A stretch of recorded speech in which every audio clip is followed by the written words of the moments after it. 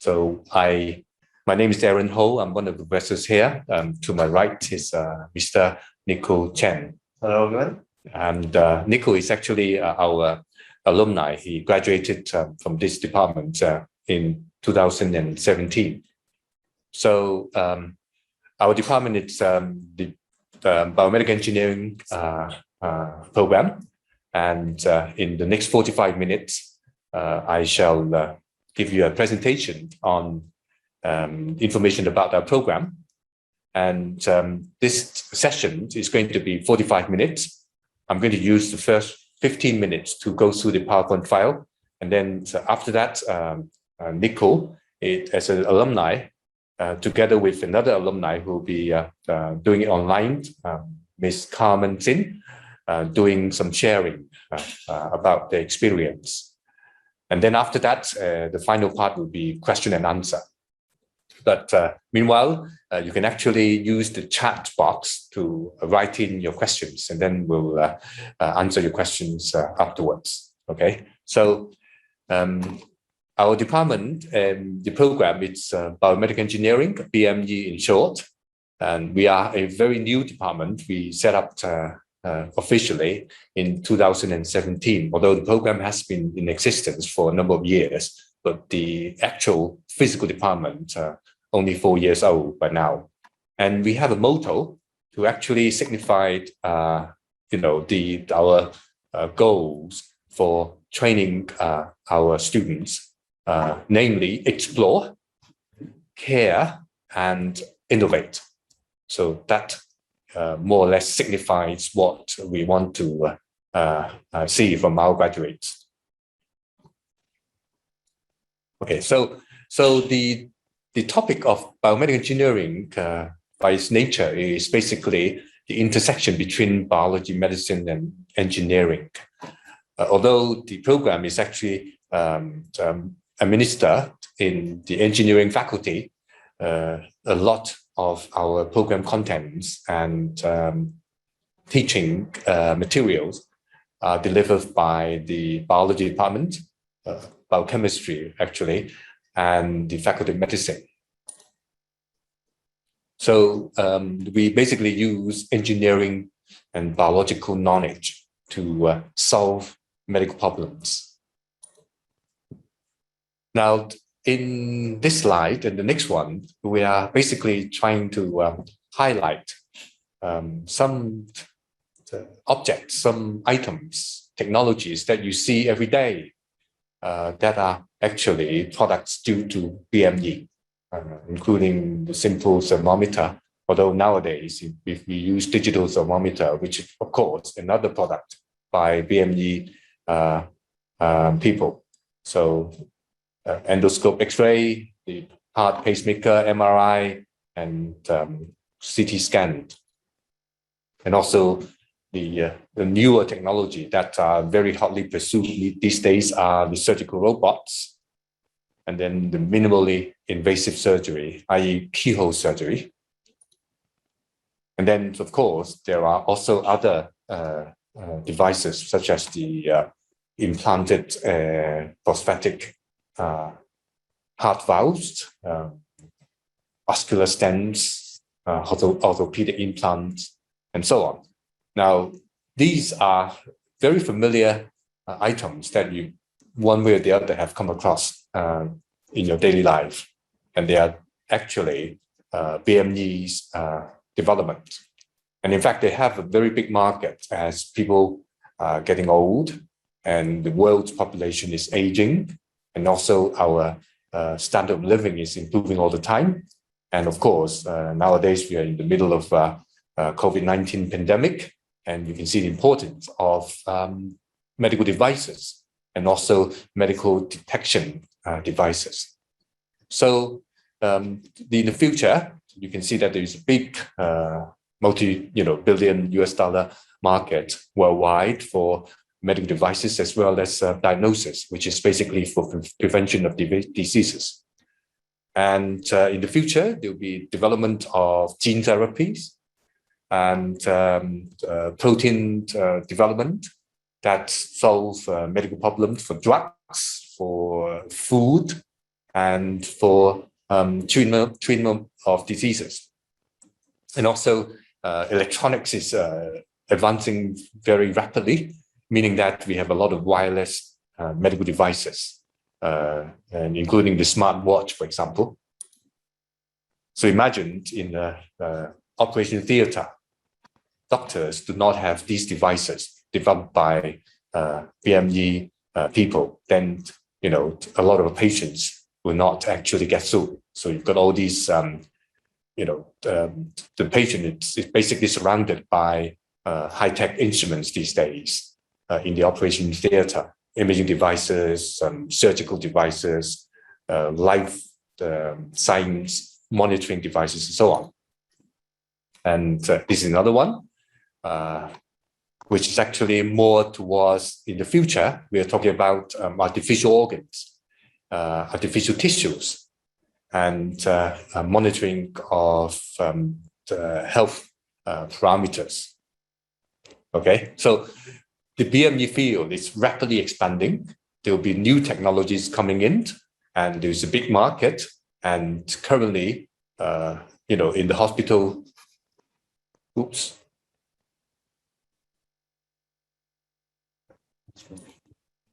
Okay, so currently in the hospital, our graduates are also serving the industry.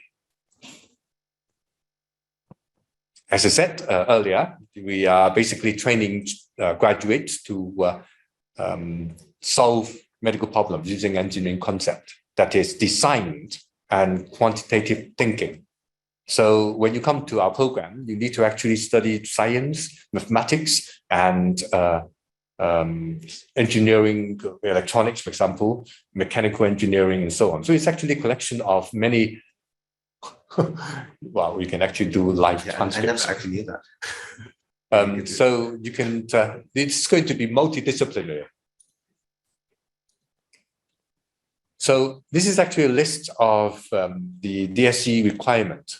And you can see that, in fact, we give special weighting, multiplication factor of 1.5 to English, to science subjects and mathematics.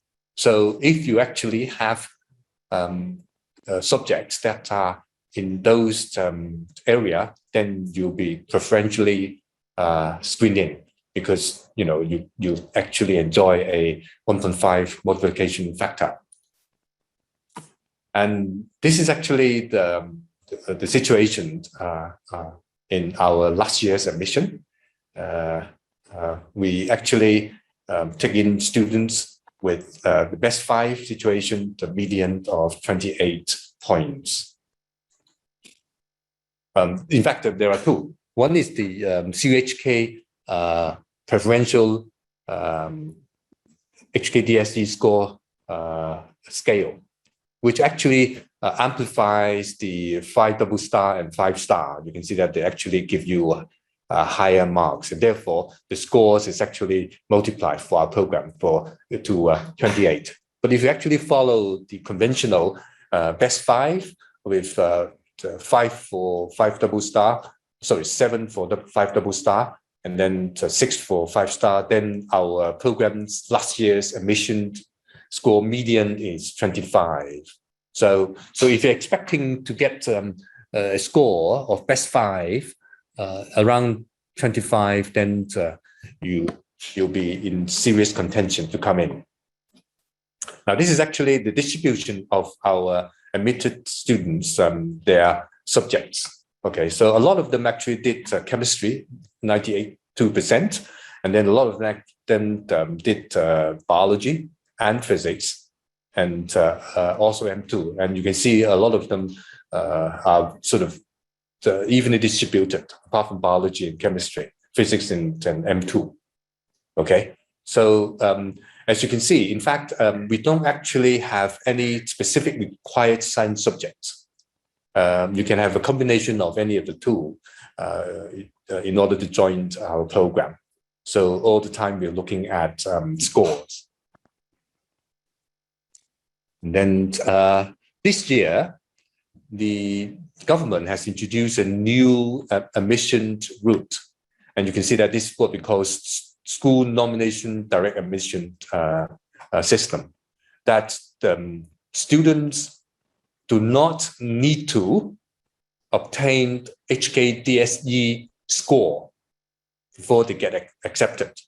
They have to have, for example, some awards, outstanding performance in some areas such as international science competition and so on, or demonstrated capacity to do very innovative work. Then through a school recommendation nomination scheme, then we can consider them directly without having to look into their DSE score. So this is actually a new scheme. And for some of you, you might be interested in further exploring that possibility. Okay, so the department actually offers scholarship for attracting, elite students. Apart from the department, the university, including the admission office, also different colleges and our faculty of engineering also offer scholarships. In fact, for really students who have very good DSE scores, they can actually receive multiple scholarships before they join the university. I mean, there's no actually exclusion amongst these available schemes. But the department, we actually offer, quite a few scholarships to attract good DSE students. So this is actually a rough description of our year 1 to year 4 and 5 distribution of contents. The university requires us to actually give 123 credit units for students to graduate. And then the major, which is related to BME, accounts for 75 units. And then the others are actually universities, general education, and core requirements. And then you can see that year 1 is basically foundation for engineering, which actually tries to strengthen their basic mathematics and science and computer programming skills. And then year 2 will be more specific to BME junior courses. And then year 3, more advanced BME major courses. And then in year 4, there will be a lot of electives and also the final year graduation project. And that's more or less a typical distribution of program contents.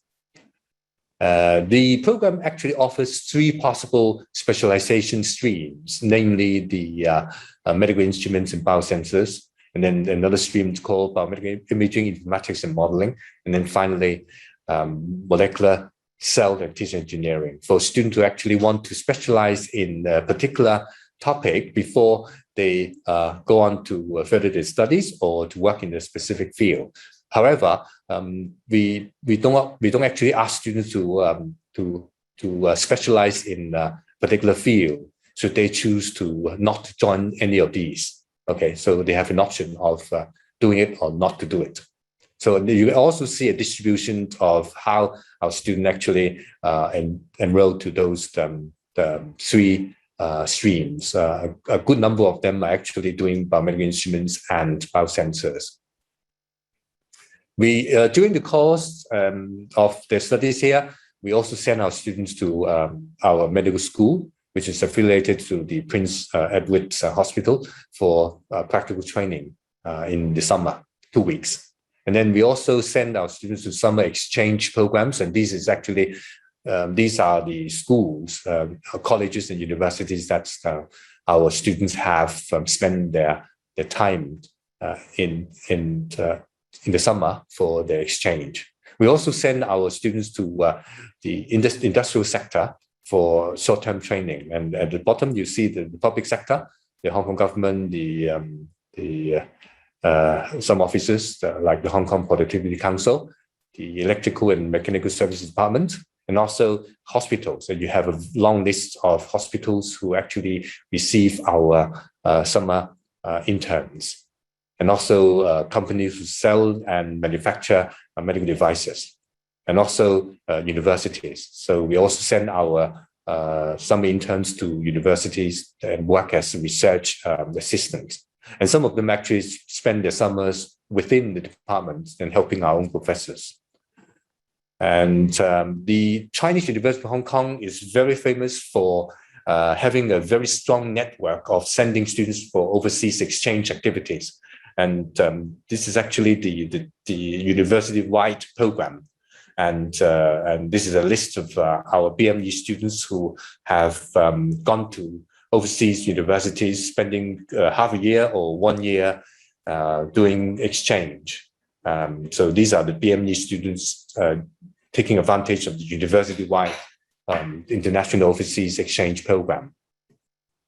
And these are the companies that actually have employed our graduates. So basically government, commercials, and overseas and hospital organizations.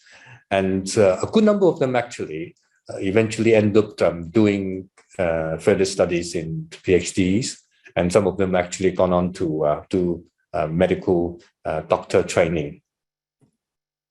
And then this is actually the distribution of salary of our graduates. So 25% of them around 20,000 a month, and then the really big high ones are actually 46,000. So that's basically what it is. And generally, graduates are well, sort of taken care of in terms of job prospect. Okay, and this is actually a list of activities that we have conducted in the past year for our own students, as well as for potential students like yourself, exploring our program. So Exploration Day for DSE applicants, Taster Fair also for DSE applicants, Career Forum, lab visits, buddy scheme for our own students. Okay.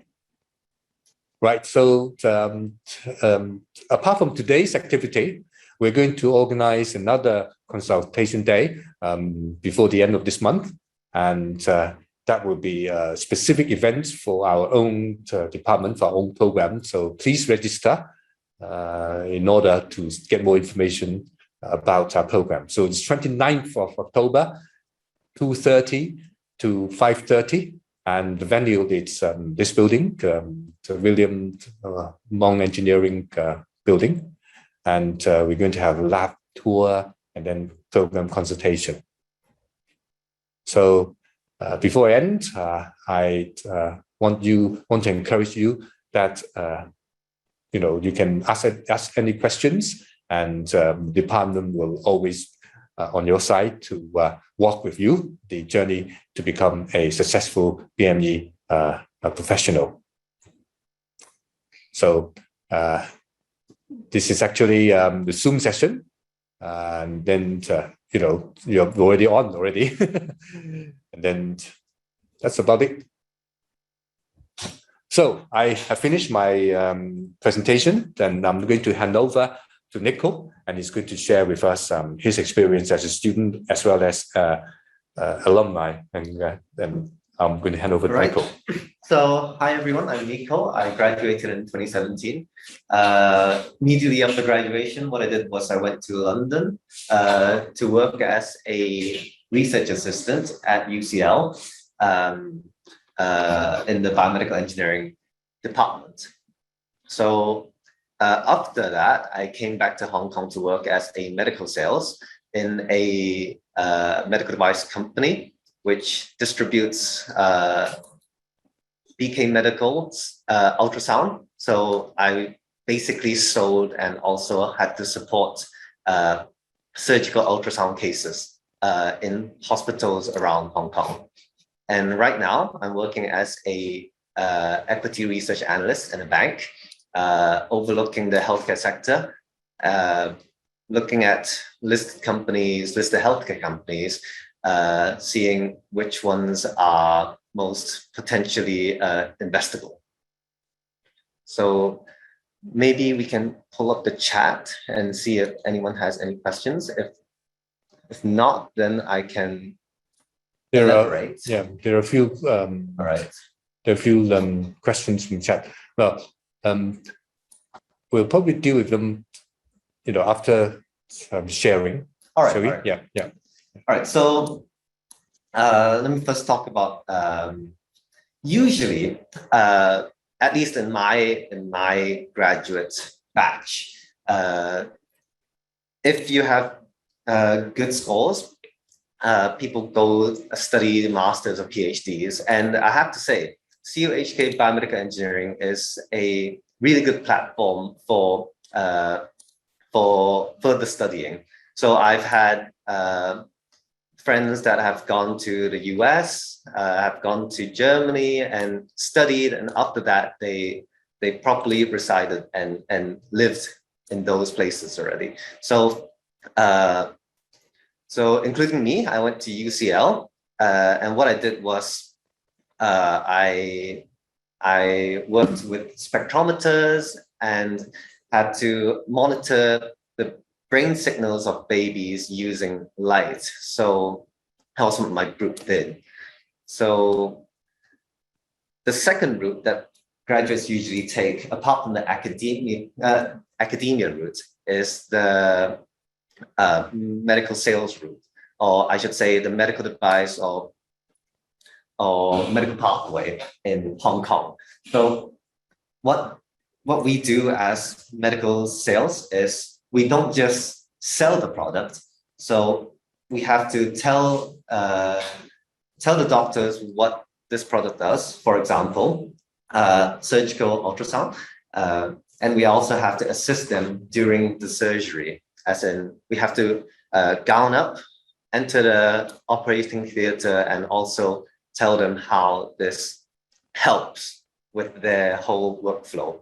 So that's what sales and also support staff do. And service staff usually do preventive maintenance and corrective maintenance procedures on these medical devices. So if you're interested in larger devices such as MRIs, CAT scans, PET scans, usually those type of maintenance jobs are done by medical physicists, which I also have a friend working as, who also graduated from my batch. So right now, my job is also very interdisciplinary, much like this whole program is. So what I have to do is I have to look through healthcare companies, look at what their core products do, and obviously they will tell me, oh, our product is really good, you should buy it. But I have to look through all this, the whole facade, and see whether or not it is worth investing in terms of clinical trials or probably their balance sheet and income statements. So, okay. Yeah. Right. Thank you, Nicole.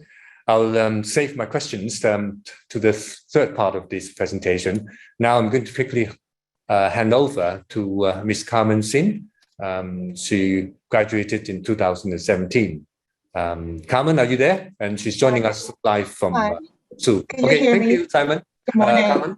Okay, I graduated as the same year as Nicole in 2017, but I prepared a very simple slide to share with you so that can maybe understand better. Could you see my screen? No. Get a black. Okay. Oh. Can you minimize this?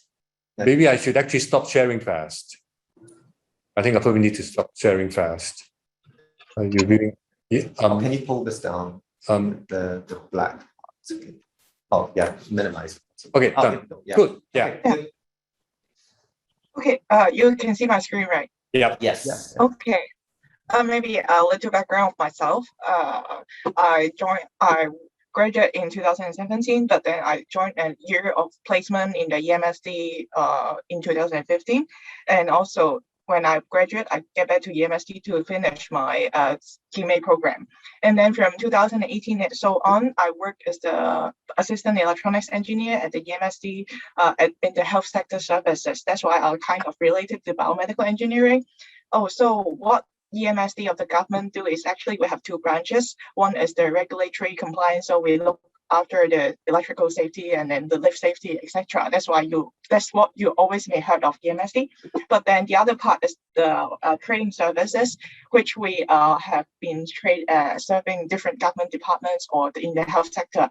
That's why I work as a hospital and I serve the hospital and clinics. And then we serve the hospital authority, the Department of Health, and that's why the public clinics and the outpatient clinics, the public hospital, and the government laboratories and the Prince of Wales Dental Hospital, etc.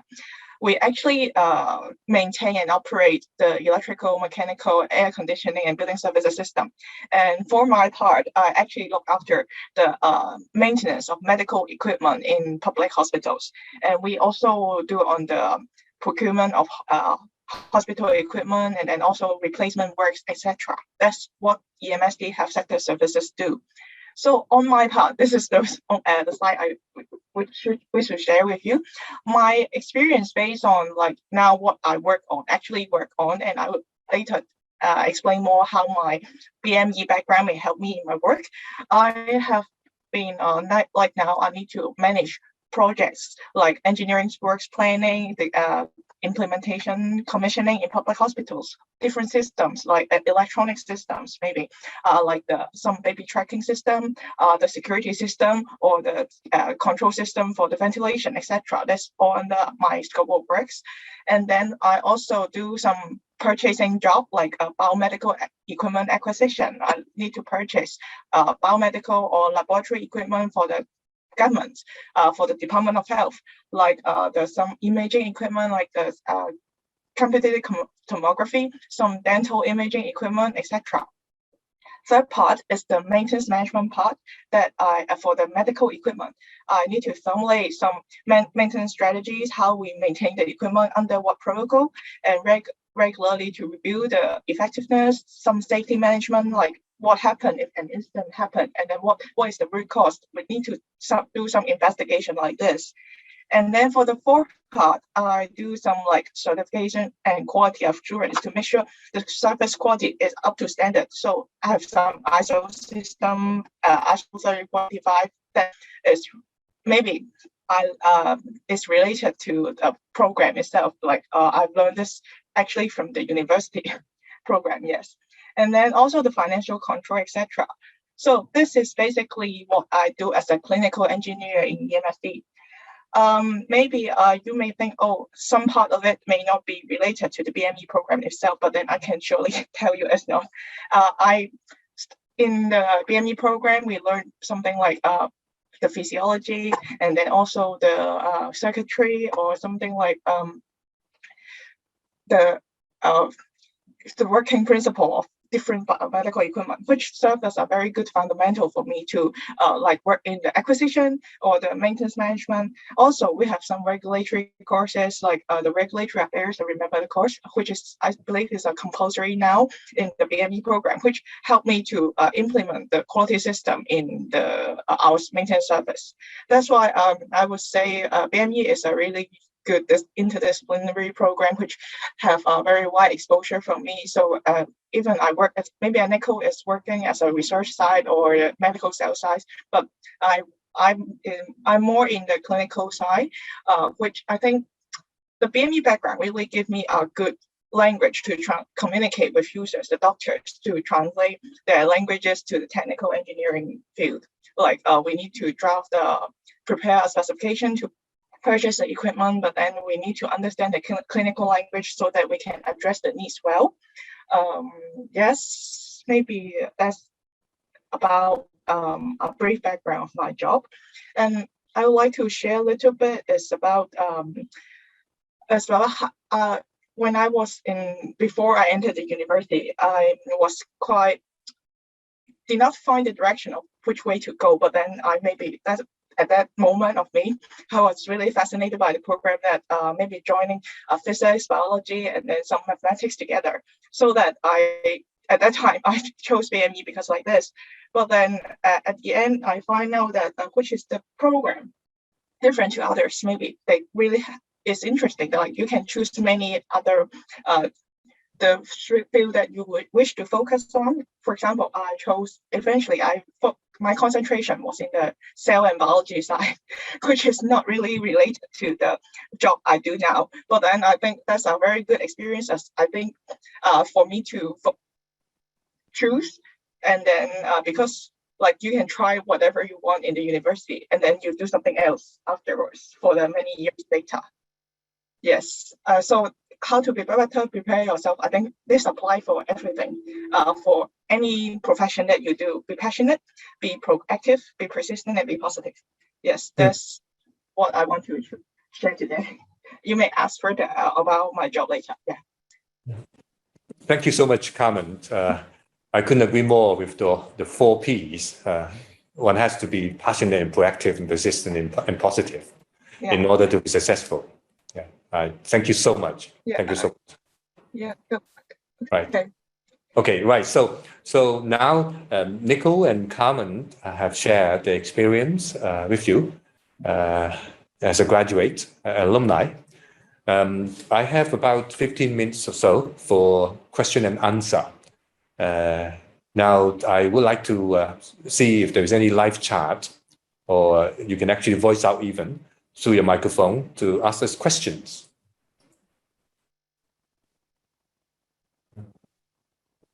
So, so the first question on the chat is already done. Our staff in the background have actually answered that question. Is regarding programming. So in year 1, right, computer programming training, what does it involve? So there's an answer. Okay, for non-JUPAS applicants, associate degree, what is the minimum GPA required for this course?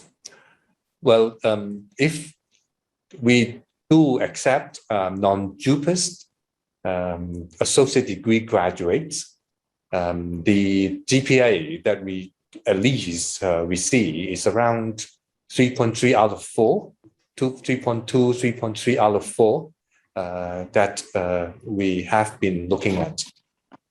But it actually changes from year to year. Some years it's higher, other years it's not so high. It depends on how the applicants are compared among themselves. Now, if you actually do not have a GPA that it's perceived to be as good as I've just mentioned, don't worry about it. You still apply. We actually look at a few things: GPA, as well as the relevance of your program, and also beyond your studies, what are other things that you have been doing. At the end of the day, my job as an admission coordinator, I actually pick students who are genuinely passionate, and with the right interest to become a successful BME graduate. So we actually look for qualities that are genuinely showing interest.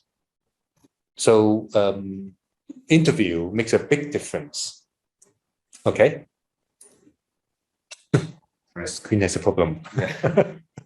Chat room has crashed. Has crashed. Should we close it and open again? See what I like can't seem to move anything frozen. here. Yeah. I think traffic. They're probably traffic. Yeah, probably traffic. Let's see. At the moment, we're actually facing a technical issue. Our screen is frozen.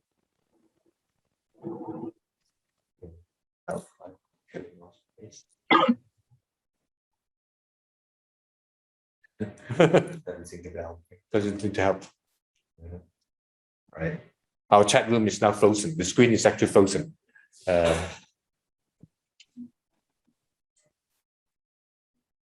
So we close this one, or better not? No, Otherwise, I don't think this might kill the whole thing. Is Carmen here? If there's any questions on the chat room? The last one is the result of non-JUPAS from last year still considered? Is The last one, see. our chat room window is actually frozen. We are actually seeing a lot of overlaid layers of text. So non-JUPAS, the last one I saw was the non-JUPAS applicants with associate degree. So I've already answered that question.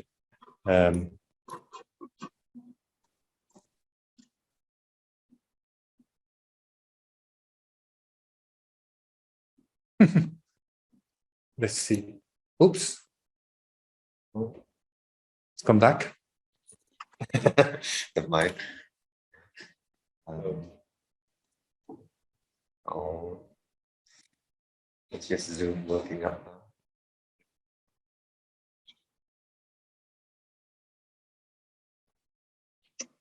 So let me ask the audience again whether you have any questions. Chat room at the moment is frozen. Please, by all means, use the microphone and ask questions. Myself is actually born and raised in Hong Kong, so I'm perfectly well versed with both Guangdonghua as well as English.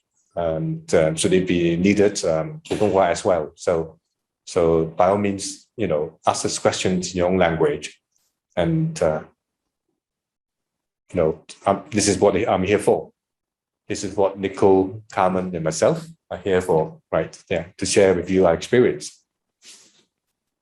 There's a new question. Right. Science subject times 1.5 for all science subjects I study, or the only one science subject? I think it's DSE scoring. Oh, I think it's Can you see that? this slide. Yeah. So we need to share that screen. Oh, I share my. To the top. Are you seeing my screen? It's not jumping. No. No. No. Oh, okay. Share screen. Okay. Oh. Oh no. It's hopeless. Zoom isn't working. But or maybe do you want to? Let me see. Let me try this again. Okay. So I think what they're asking is, Oh well.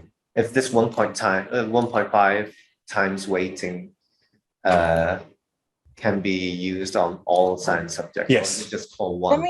Like if they study biology and chemistry, so are both subjects weighted 1.5 times, or is it just one out of the two? One out of two. Okay. And one out of two. One out of two. Then another question, is M2 considered as an elective in this program, with the score of M2 and core maths both being counted by my best 5? Well, can you repeat the question again? The M2 and mathematics both be counted in the best 5, or M2 is it considered as an elective in this program? Well, the meaning of best 5 is actually best 5. So if actually that M2 score falls within the best 5, then it's counted. If that M2 is not within the best 5, in other words, there are another subject that is actually counted, that is actually among the best 5, then that other subject will be counted. Now, of course, if you actually, that's basically what it is. Yeah. So if you have maths and M1, M2, i.e. 2 maths, okay, then we just count 1 for 1.5. And the other one, if it's still very good, then it doesn't have the 1.5. It still be counted as best 5 because, it's among the best 5. Okay. Yeah. Then the next one Is that clear? what kind? Yeah, I Yeah. I guess so. The next one, what kind of question will be asked in the interview? Oh, What kind of question do we ask in the interview? This is a difficult question for me to answer. It's well, you see, the aim of an interview is explore the applicant's potential to be a quality BME graduates. So we look for their self-interest, whether they have demonstrated interest in doing BME related work. So we certainly explore the applicant's interest in relation to the BME discipline as a whole. Things that they have done, their opinion about the BME related items, BME related technology, how they actually look at those things. We may actually, for example, ask them how much they know about MRI, for example, what their views about development. And then language is another one. The interview is normally conducted in English. So if somebody who doesn't actually speak English fluently, then it's not helping. And then thirdly, we also want to see if they have any questions, if they actually raise smart questions at the end of the interview. Okay. Maybe I share a bit as the interviewee. Okay, good. Thank you, Carmen. Because many years ago, I have attended one BME interview at CUHK, and I remember many years ago, so I have a not a good memory of that. But then I remember just a random chat, and then you just discuss something they throw some at this moment, I think it's nonsense answer about BME. The professor asked, what do you think BME does, and any idea of what you want to do in the university? I think I answered something like, I want to do a robot that can be swallowed and then cut the tumor in the stomach, and then which actually happening. Or some professors are doing such research, but then at that moment I answer as a secondary student, and really some of my brainstorming ideas like that. So at this moment, I think I really that's a job to me now. Yeah. But then just be casual. You can throw really. They don't judge how much you know about the BME principle or the knowledge of how far you go, but then you really see your passion, I guess. Yeah, indeed. Well, Carmen, I'm so glad that you've actually your experience. Now, let me share with you my experience from the other end as a professor conducting the interview after having listened to an applicant's response about developing a robot in university or after university. Now, then, me as a professor, after listening to this answer, you know what I have in mind? I'll immediately ask a follow-up question. I mean, a very common mistake a applicant makes is that they throw in keywords, they throw in some words, some items that they thought might be of interest, might be sort of raising the attention of somebody from the other side. In fact, it's not. When you actually say something, you need to quantify it. You need to explain, you need to describe it. So the follow-up questions immediately after that will be to ask how much you know about robots, how much you know about the technology surrounding robots. Then a good applicant will be able to furnish us with more information that will actually help us gauge your interest, your understanding, right? Right. Yeah. I didn't. You didn't go to the interview. Yeah. Well, you're lucky then. You didn't go to the interview.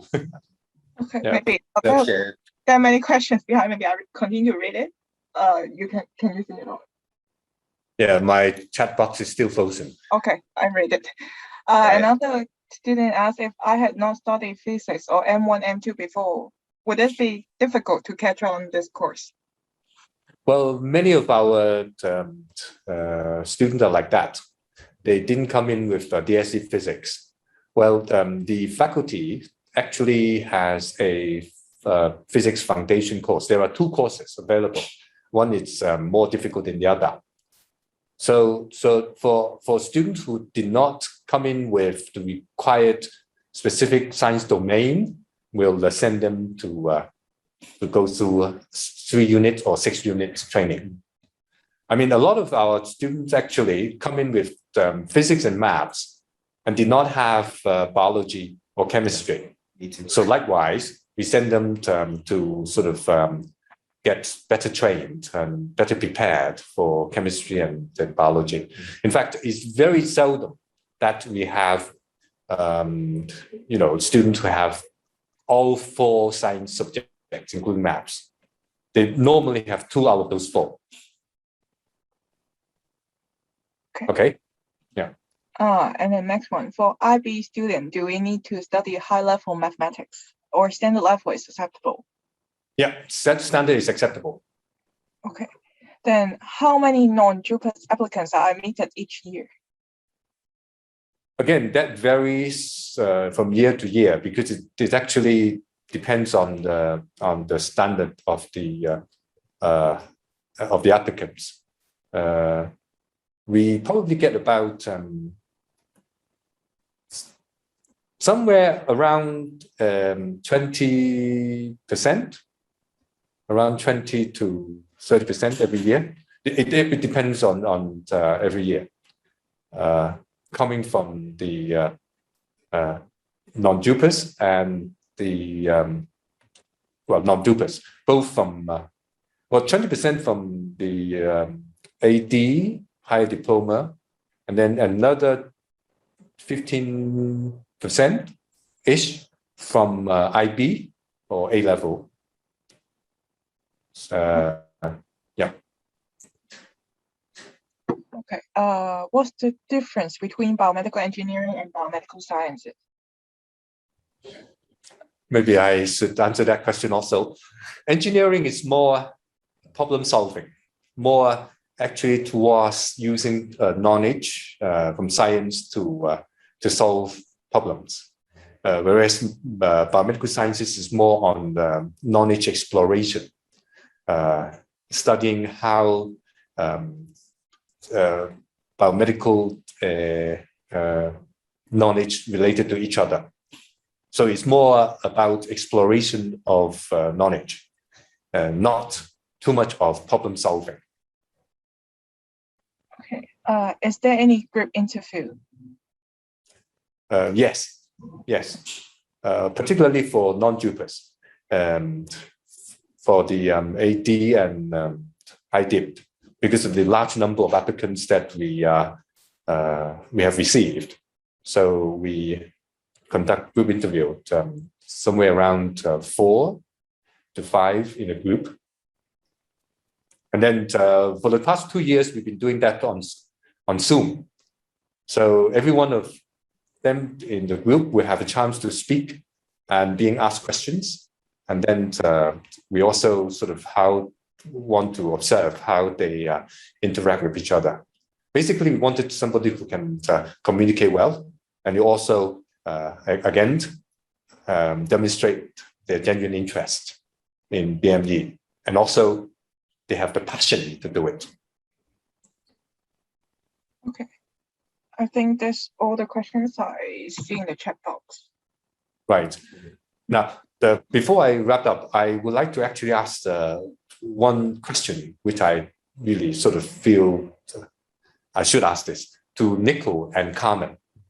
Now, both of you actually explained that some of the contents that you did during the program are seemingly not very relevant to the work that you are now doing.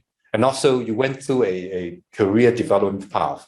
For Carmen, it was quite straightforward. You were interned to the government EMSD during your time here with the university for a few years, and then you secure a place with the same department. For Nicole, you went to the UK to do research, came back and joined the company for doing sales of BME products, and now you work for a financial institution, right?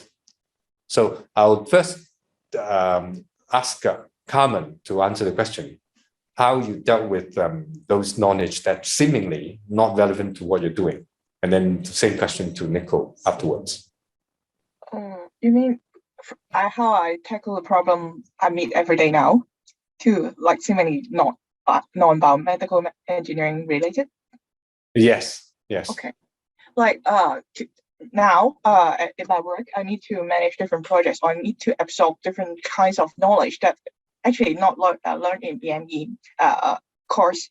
But then I think BME gave me an idea of how to problem solving in engineering. Like how I identify problem, we find the root cause, and then how to research on the technology that or some new knowledge that is applicable.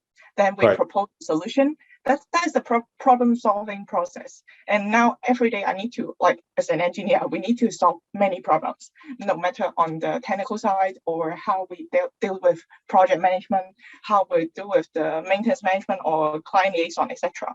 That's the mindset or how the logical flow that BME program enables me, I think.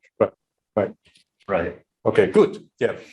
Nicole. Right. So for equity research analysts, we have to look at a lot of so what I do is I look at a lot of BME companies right now, and I haven't studied finance before, so it's a whole new world to me. But I think the mathematical base that the BME program gave me is a very good fundamental to solving how to forecast, how to look at these financial information and make sense of everything. And also, that's problem solving part of the whole biomedical engineering curriculum really helps, because nothing is really straightforward, and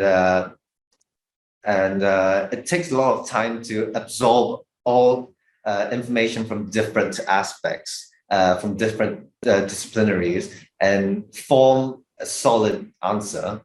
So for example, for the stocks that I'm pushing right now, anything can move the stock price, and I have to look at information from numerous sources to answer which item has the most weighting and which item might be the biggest pushing factor, biggest catalyst for the stock.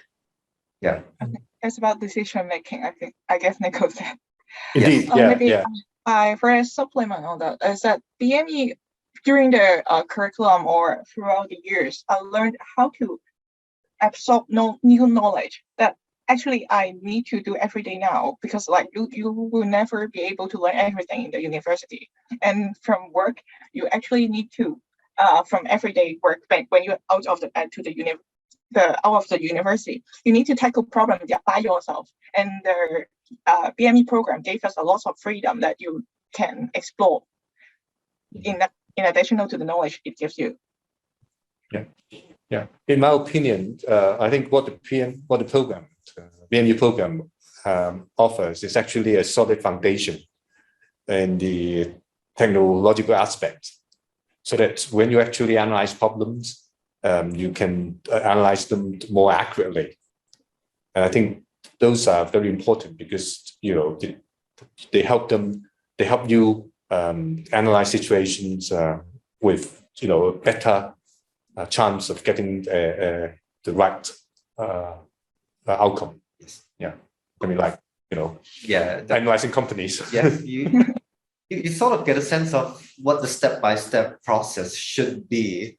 It's a very vague concept, but that's the concept that that the BME program has to offer. Yeah, I mean, I suppose, for example, if a startup company, it's now in the process of developing a new diagnostic gadget, and then come to your company and ask for your investment, then Yes. your BME knowledge will be very useful. Yes, my BME knowledge will be useful for understanding whether or not their item is competitive in the market, and also for the research part, as in looking at the market, seeing if there is actually this need, and understanding and also the mathematic base would help on the fundamentals, as in understanding how large the market might be.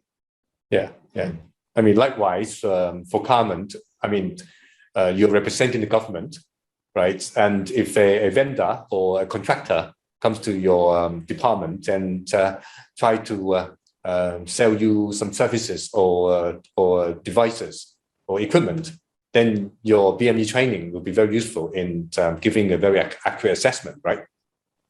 True. And also, when we talk to the clinical users like doctors or nurses, the BME background kind of enable us to easily understand what maybe their concern and what their clinical workflow does that help us to serve them better.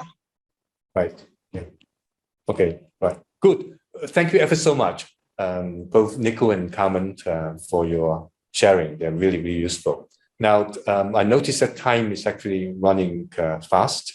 And I know that there are other sessions that the audience might want to attend after this one. So without further ado, I think I should actually close this session. Now, meanwhile, if you have any further questions, by all means, ask us through email or chat box. And also there'll be another session in the afternoon, 2:30. So you can always welcome to come back and join that session should you have any further questions. Okay, so once again, thank everybody again for your support and joining this session. Then you have a good day, and I wish you good luck in your DSE examination, and hopefully we see each other in summer, after summer next year. Okay, thank you. Bye-bye. Thank you, everyone. Bye-bye. Bye-bye. Bye-bye. Okay, this works. Our alumni, I'm sure you are very much looking forward to their sharing experience. Let me first invite. Okay, Nicole. Yes. Hi, everyone. I'm Nicole. I graduated in 2017, so 4 years ago. So after I graduated, I immediately went to London, UCL, to work as a research assistant in the biomedical engineering lab, focusing on spectrometers.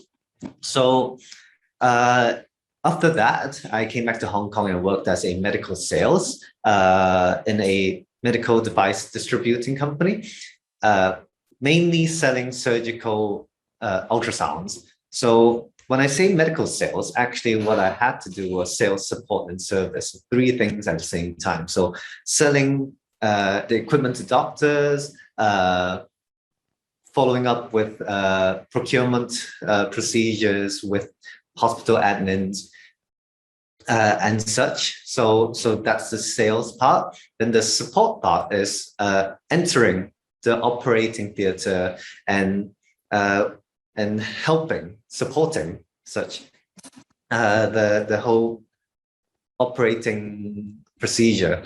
So basically, I am there with the doctor when he needs to use the ultrasound device. And number 3 is the service part, so sales, support, and service.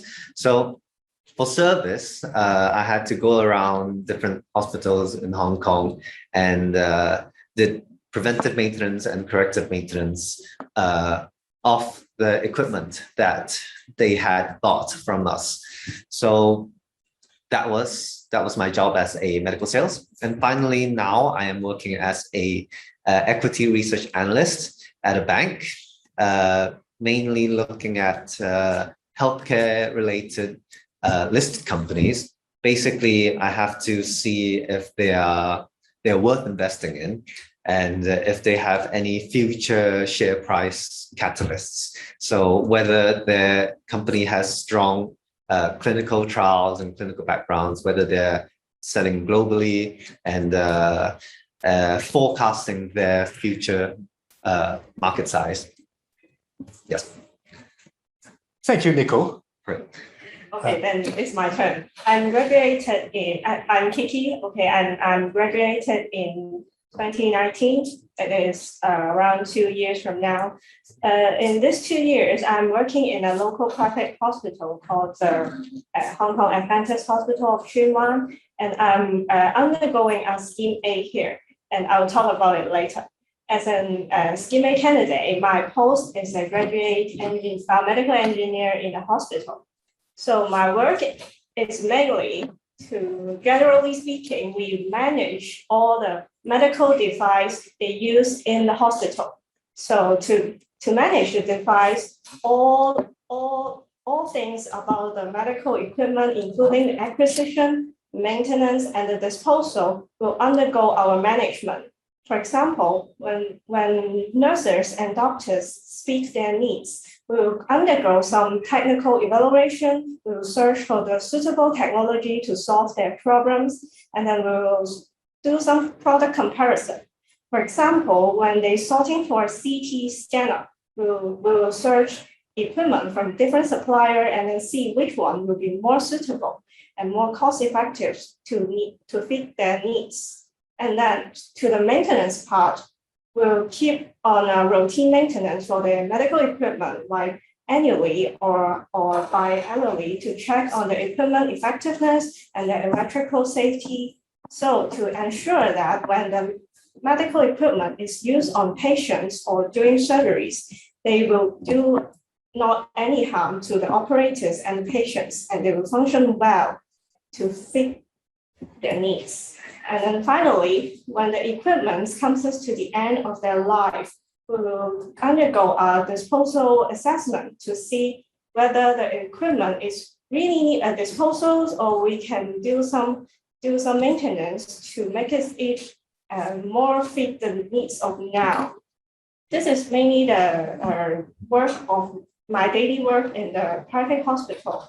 And then I will talk a little bit about the Scheme A because I see someone is interested in the chartered way of a biomedical engineer. And then Scheme A is one of them. Scheme A is like, we'll call it a more quick path for a fresh graduate to be a chartered biomedical engineer. Under the Scheme A, companies will provide some training programs to fit the needs for you to meet the requirement of a chartered engineer. For example, we will work more on the administrative work and the management work, like we'll do more assessment for the equipment, and we'll help on the human resources part of our department. And you will work more on some projects. For example, I'm now working on a project on the smart infusion system. Like it is very, very dominant in the new hospital now, because some IoT system can help the hospital to minimize the human error and then makes the things more centralized and more clear, more convenient for the clinical staff to fit the clinical requirement and to keep their patients in the best way. So this is what Scheme A would provide to you. And after you undergo 2 years of the Scheme A training, and you have 2 years of professional experience in working on projects, in charging of projects related to medical engineering, then you may undergo the chartered exams and see if you can be a chartered engineer. Thank you, Kiki. Yeah. I noticed, well, just a quick follow-up. In fact, to become a chartered biomedical engineer, first requirement is to actually get second class lower or above degree from a charter program like us. So if you graduate second lower or above, then you have met the academic requirement. And then after that, like Kiki, who has joined a structured scheme 8, then the training time will be shortened to 2 years. And then plus another 2 years of managerial management training, right? Yeah, something like that. Yeah. And then if you're not registered for the scheme 8, not structured training, then it requires 5 years of working in a relevant field. So that 5 years is basically employment in a relevant field, relevant company, and then plus 2 years of management kind of experience before you can apply for an examination. So basically interview with the support of documentation of what you have done. So that's the pathway for chartered engineer. And then the next one is more concerned with alumni, right? Yes. So. Or would you like to answer the last one? Next question is also regarding. Okay, 2 fellow. Yes, you need 2 fellow to sign in support. I think it may not need to be fellow. I think you need to be chartered engineer at least. But at least chartered engineer to recommend and support your application. All right, so let me answer that question regarding what I enjoyed about this program. There's a lot of things that I did enjoy about this program. For example, I like medical instrumentation and also medical imaging. So I basically took those 2 parts.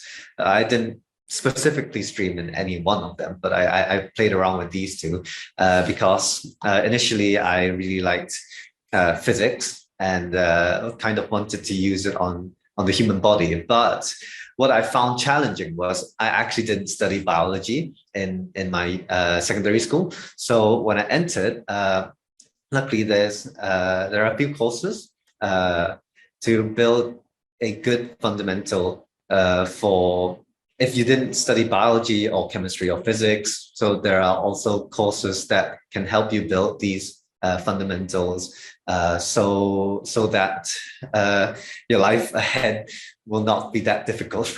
So that's not to worry. What I enjoyed is mainly the interdisciplinary part of this whole program. So you get to choose, you get to study a lot of different things that are kind of not related to each other, but they're actually still under biomedical engineering. So that's what I really like. Like what Nicole said, I enjoy about the multidisciplinary parts of the program. Like when we think in an engineering way, but we also need to consider the medical need and the biological working of the devices. But I also find the multidisciplinary fundamental is very challenging because when you are consider about a solution, you not only consider the engineering solution of that problem, you also need to consider how it is feasible when it is working in a medical environment, and is that safe and cause minimal risk when they really need to need it in a surgery or need it in a medical procedure. So you need to think about it and talks to multi-departments to see if it is really the best solution for your programs. And one good thing about this multidisciplinary part is right now, when I'm working in a bank and I have to look at different companies, for example, right now I'm looking at surgical robots and medical AI. So these 2 are not really that related, but actually during my time studying biomedical engineering, I already took some courses regarding medical robotics and medical imaging, and it really helped with what I'm doing right now, as in my job right now. So it's good to touch a lot of different aspects, I'd say. So to summarize, I think you enjoy the interdisciplinary nature of the program. Yes. That you have the opportunity to learn about many different topics across science and engineering and medicine, right? Right. However, that also poses a challenge, right? Yes. Because of the fact that they're very diverse, right? Mm. So I think it's a matter of how you see education. I wouldn't say that this kind of education is good for everybody, but one thing for sure is that BME is very diverse and broad, and some students might like it because that will open up a lot of opportunities for them, right? But on the other hand, some may not like it because they find it not specializing enough as well. So I think it's up to you decide what you want to do. There's no one solution. Now, let me carry on answering questions about the chartership. Interview, whether it's required or not, it depends. I don't think interview is a must for getting chartership after you have submitted your application and all the supporting material. But there might be times that the board, I mean the Hong Kong IE, Hong Kong Institution of Engineers, might decide to have a face-to-face interview to make sure that the decision that they make is reliable.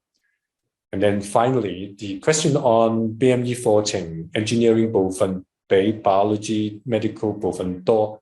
Yes, I would say the distribution of contents probably around 40%, around 40 to 50% from biology plus medicine. And then the other 50% it's engineering oriented, including mathematics, physics, computer programming, and circuits, mechanics, and so on, right? Right. Yeah. Yes. What? Oh, yeah. The first question is the IB score. I think let me go back to the very first question. What is the subject and score requirement for IB diploma? Well, IB students typically, after we've conducted the interview, we've selected those applicants who are potentially possible to be enrolled. We give them a conditional offer, which usually comes shortly after the interview. And the interviewing period is usually about early December all the way to the April time in the following year. And the offer, conditional offer is around 35, total score 35 as the threshold. Okay, so 35 is the number. And then any more final? Oops. How do you find chartered BME chartered exam? Okay. There's another one. Subject and score requirements. Well, for IB. IB diploma subject requirements not very straight in the sense that as long as it's one science and one mathematics, well, mathematics is core anyway. So plus the addition of a science subject will be fine. There isn't actually any specific core score requirement for a particular subject. But we do actually give preference to science and math subjects, obviously, right? Yeah. How do you find Charter BME Charter exam? It is no, the Charter BME Charter exam is nothing to do with theory. There is no such a thing, that you need to actually sit a very mind-boggling paper, as it were. They actually ask what you have done after you graduated. They ask for experience, particularly management. A charter engineer is more or less a managerial level. They ask if you have been through any supervisory role. Have you actually sort of led any subordinate? Are you involved in planning of budget? Are you involved in the management of a project? That kind of thing, These are the things what charter engineers do during their career. So it's nothing related to theory or things that come from books. Yeah. What is it? Next one. Oh, what advice do you have for people who are thinking of studying this course? Maybe Nicole or Kiki have some thoughts about it.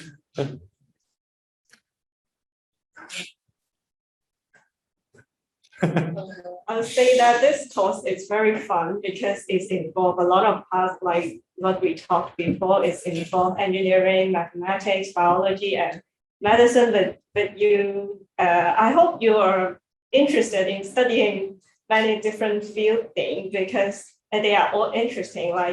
You need to have some preparation that you will be touching many different fields and. Yeah.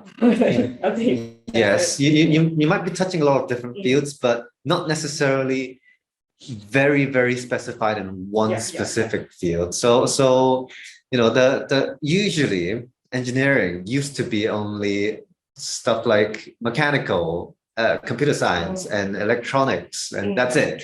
But now this program is everything added together. So you do get to touch on different subjects, and if you like them, you can go ahead and take more difficult courses in that specific part. But it's a good starting point to touch everything and actually gain a lot of experience. And I think it's very good for you to explore. Like if you are not very sure whether you are going for the engineering, like whether you are very interested in the lab or very interested in the instrumental lab is not important, because when you are studying this program, you will explore everything and you will find your interest. Yeah. Right. Now, let me just throw in a little bit more information about the advice that I would give for prospective students for this course. Now, I have two aspects that I would ask you to look at. First, what you want to do in 5 to 10 years' time, something that you enjoy doing, okay? But apart from enjoying doing, you also look at what are the prospects. My advice is never engage in a dying business. You look at what is coming in 5 to 10 years' time, which field are expanding, okay? And those fields, select the ones that you're interested in, okay? Now, the second advice that I want to give you is, in front of you, there are so many different programs from every universities, but then you can actually classify them into different categories: business, engineering, humanities, and pure science. Now, of course, you need to actually first identify which category you are interested in most. And then you start to look into which are the ones you are very interested in, at least on the surface level, but maybe difficult to get in. Which are the ones that are sort of second tier and third tier and so on. And then you look into the program, what those programs teach, whether they are in line with your interest. I mean, 5 years, 10 years down the road, that you feel that you enjoy doing, together with the fact that you actually perceive that they have the potential to expand as far as a market, as far as the discipline is concerned. I think that's most important, because once you're in an expanding business, opportunities is always better. Yeah. So next question, is there any disadvantage if I only take biology and geography? Well, the first thing I can think of is biology is multiplied by 1.5. Geography is probably not. So in other words, the best 5 calculation, you don't get the multiplication factor of 1.5. However, you basically look at the best 5. The second question is not best 6. Okay, the 6th one will come into play after we have considered the best 5. Okay, so at the end of the day, the ranking of students on our ranking list, if you are talking about DSE scores, will go for best 5 with multiplication factor. And those subjects added together, that's 5. And then for those who are on par with each other, same score, then the 6th one will come in, obviously. Okay, so that's basically what it is. But biology and maths is already put you in a position to apply. And then you count biology and maths. And if geography is actually among your best 5, then geography is counted, except that it doesn't actually collect 1.5 multiplication. Yeah.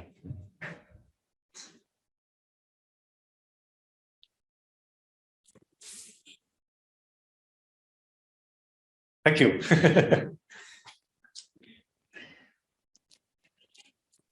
No questions?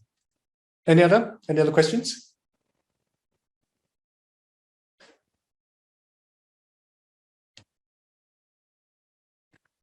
Okay, right. In that case, I have one question from me to Nicole as an alumni. I mean, I met with Nicole a few years before, just before he went to the UK. Now, Nicole, you have a very interesting career development. First, as a research assistant in UK.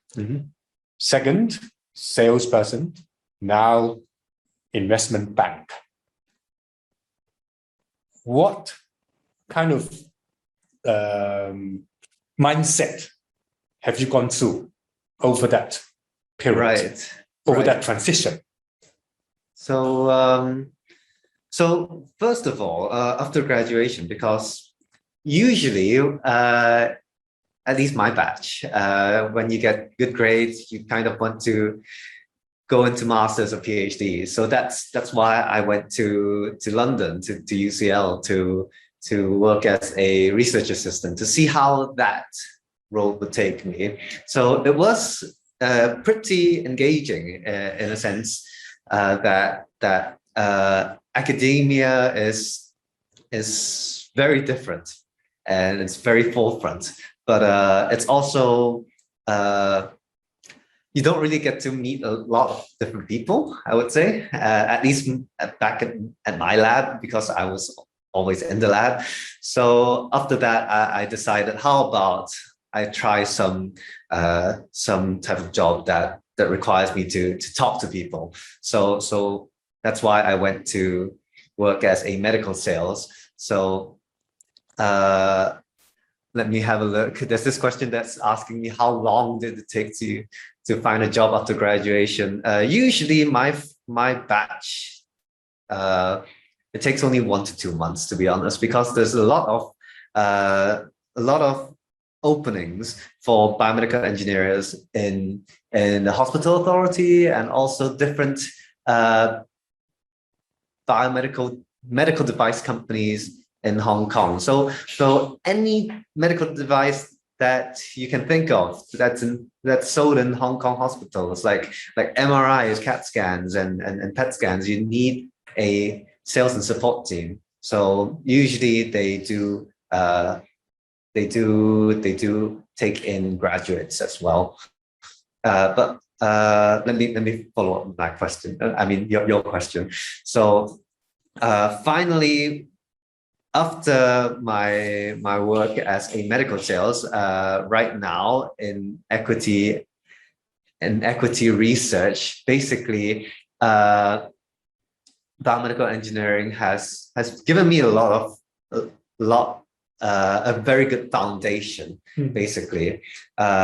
So what I used to see in my job as a medical sales was just a few different medical devices, but right now I'm looking at the whole healthcare sector as a whole.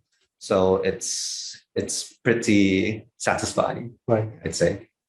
So in summary, if I could sort of put together everything, the different positions that you joined gave you the foundation, gave you the preparation for you to progress in your career. Yes. Was there any break in between? or you were looking for another progression while you were working in one entity? There wasn't any break in between, Yeah, actually. that's what I So thought. I was always looking to seek further to see the bigger picture. Yeah, you're still young. I mean, you're very young, so you still have a lot, you know, to really a lot of scope to expand. Yeah. Yes, yes. How about Kiki? Did it take you long to actually get a job? Like same cases with Nicole, I didn't take very long. It's like a month to two for me to find the job I'm working on now because it's still my first job. Okay. Right. Because for Scheme A position is usually open not too long or before you graduated, because they are usually looking on fresh grad or the people graduate long. Like Professor said, there is two paths. So if you go for Scheme A, then they expected you to be not too experienced, or you can go for the second path, like a mature engineer. So the position will usually open like in June or July.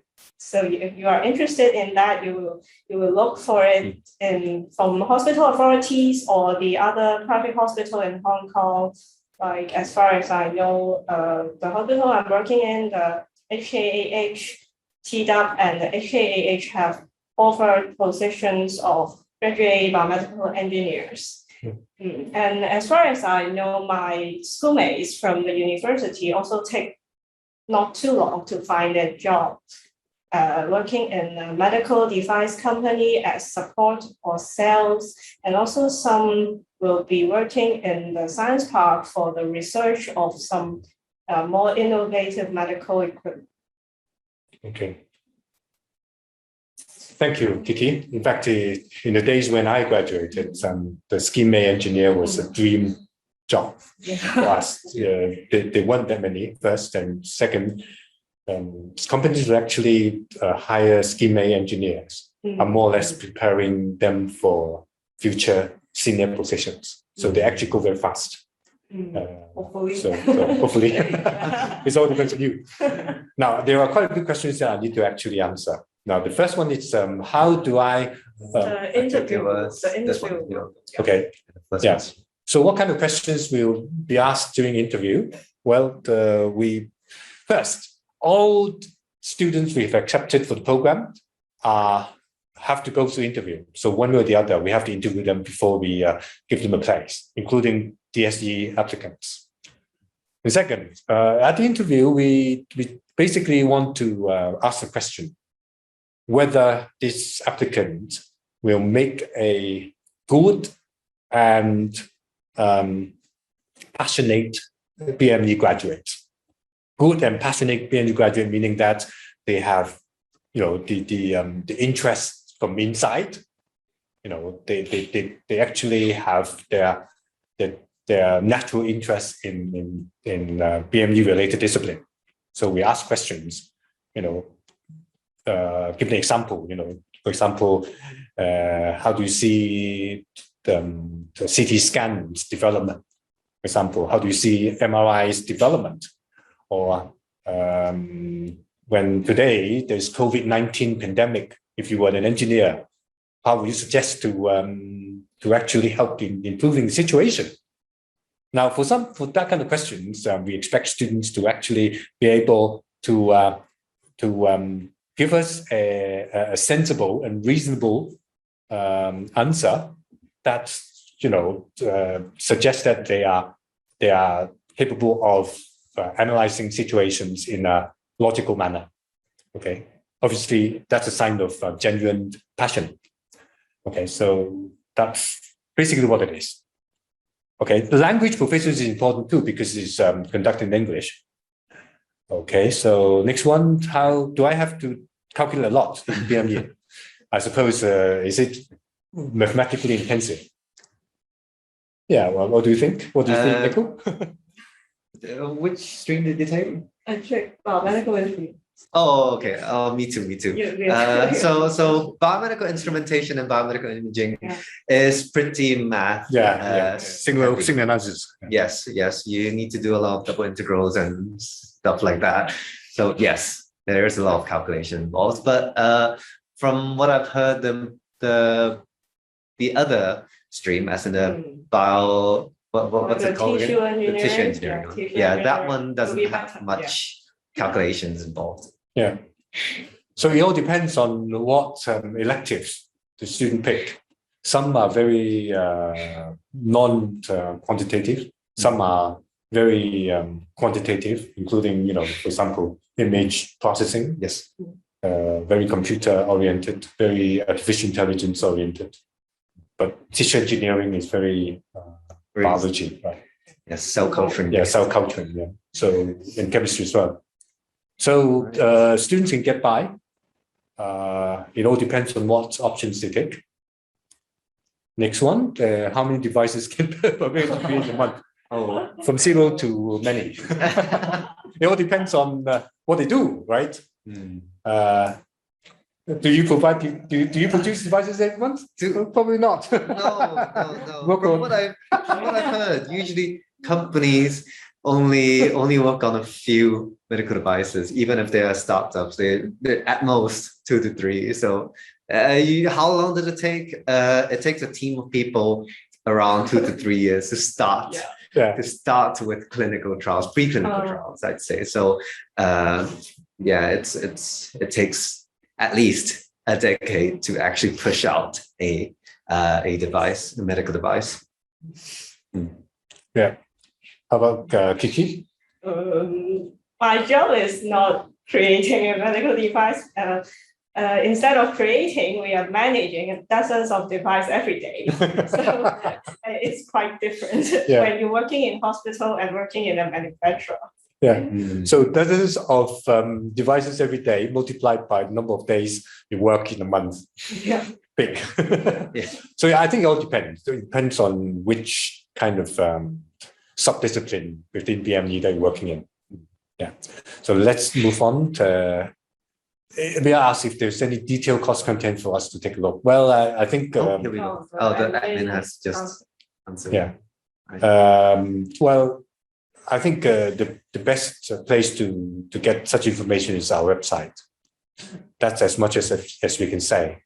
Well, I suppose the internet can provide a lot of information from so many universities offering BME programs across the world.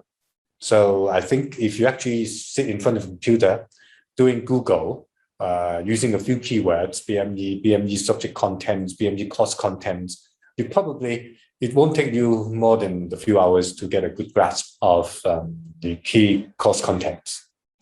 I think that's what I would advise to start from. So what is the difference between BME and biomedical sciences? Well, biomedical sciences is more knowledge-based. Exploration of the world of biology and medical sciences.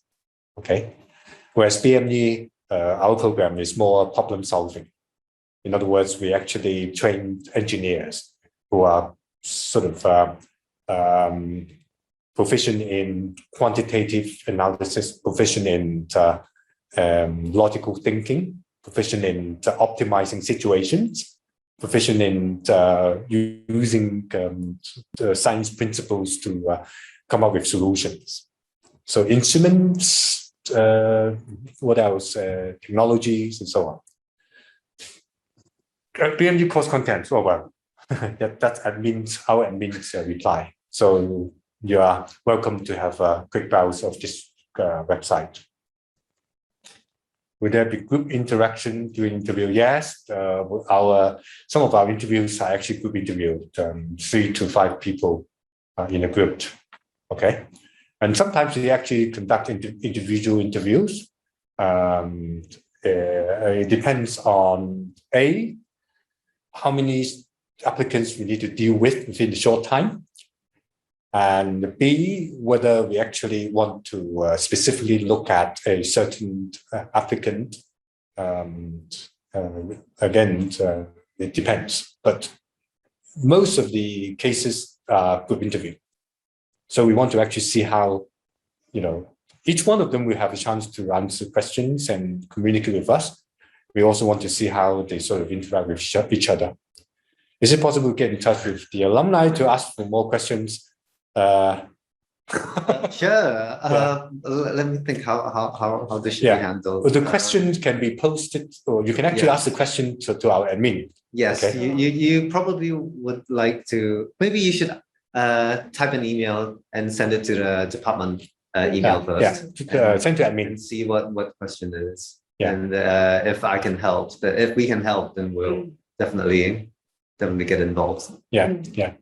Just send an email to admin, or you can leave a message at the chat room to admin, and then if your contact details is there, then or you can even post our question there, and then we'll sort of ask Nicole or Kiwi to ask you to answer.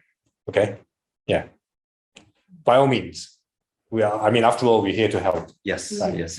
You can ask me anything. You see, whatever we do now, we are actually planting the seed for future stars. Who knows? In a few years' time, one of you or some of you will be sort of the pillar of the industry. And then you will actually bring a lot of goodies to all of us. Goodies. Right? Yeah. Potential clients of your company, potentially investing, I'm searching for entity, searching for companies to invest in now. Yeah, exactly. Maybe you guys will be the next CEOs or exactly CTOs. Yeah. Helping your bank to generate revenue, right? Yes, yes.